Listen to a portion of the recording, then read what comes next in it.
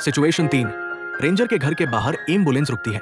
अंदर का मंजर देखकर डॉक्टर के चेहरे पर घबराहट फैल जाती है। जमीन पर एक लाश पड़ी है और खून का दरिया बहता नजर आ रहा है। डॉक्टर आहिस्ता आहिस्ता रेंजर की तरफ देखती है, जिसके हाथ में पिस्तौल चमक रही होती है। क्या तुमने लड़के को मारा है? डॉक्टर शक भरी नजर से पूछता है। इससे पहले कि रेंजर जवाब दे, दूसरा लड़का सामने बढ़ता है। उसका दिल जोर जोर से धड़क रहा होता है। आहिस्ता आहिस्ता उसने दरवाजा खोला और फिर एक और लाश सामने थी। आंखों के सामने फिर खून और मौत का मंजर था। लड़का चीख कर बैठो पुकारता है। इसी वक्त डॉक्टर की नजर रीच पर पड़ती है। लड़का फौरन दरवाजा बंद कर देता है। बैट रेंजर की तरफ मुड़ती है। रीच यहाँ है। उसकी आवाज घबराहट से भरी होती है, मगर यह बात कहने की देर थी कि रीच ने शिद्दत से दरवाजा तोड़ दिया। बैट रेंजर का हाथ पकड़ती है और एम्बुलेंस की तरफ दौड़ती है।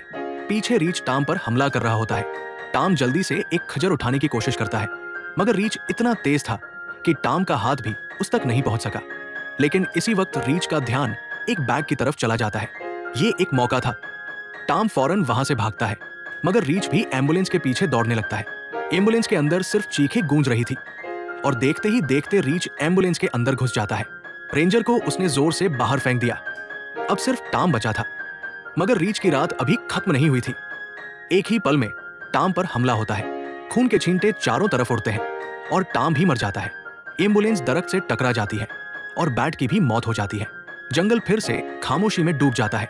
मगर सवाल यह है, क्या यह सब सिर्फ एक भयानक हादसा था, या जंगल का रीच सिर्फ एक जानवर नहीं, कुछ और भी था?